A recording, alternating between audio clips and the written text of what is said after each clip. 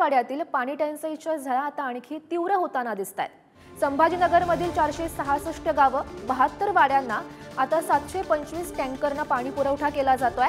जिल्ह्यातील गंगापूर, वैजापूर, पैठणमध्ये आता ही भीषण पाणी टंचाई निर्माण झाली आहे।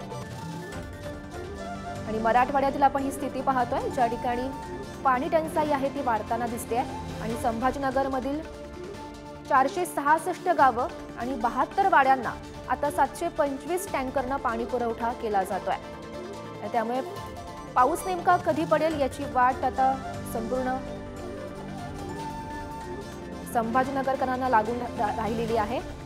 आणि जिल्ह्यातील गंगापूर, वैजापूर, पैठणमध्ये ही भीषण पाणी टंचाई सध्या निर्माण झाली आहे। महत्त्वाची बातमी आपण पाहतोय।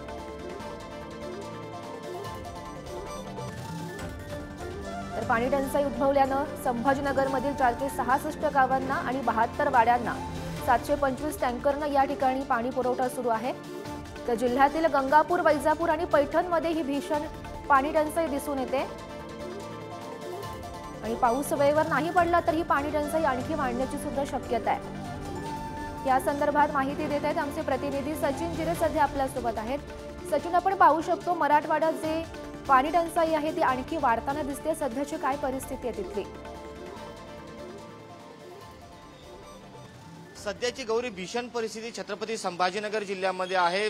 प्रत्येक तालुक्यांमध्ये पाण्याची वणवण पाहायला मिळत आहे। जर आपण पाहिलं तर एकट्या संभाजीनगर जिल्ह्यातील 466 गावं आणि 72 वाड्यांना तब्बल 725 म्हणजे 725 टँकर सध्या सुरू आहेत, तरी देखील पूर्णपणे तहान भागवलेली नाही। म्हणजे ही टँकर देखील अपुरे पडत आहे।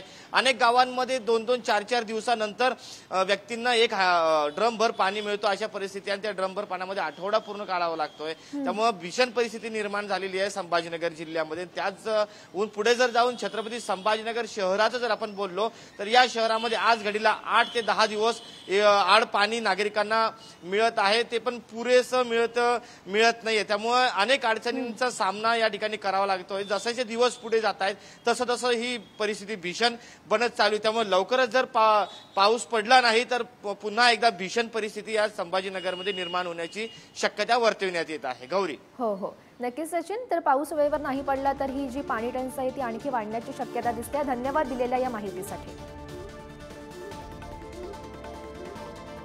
Thank you.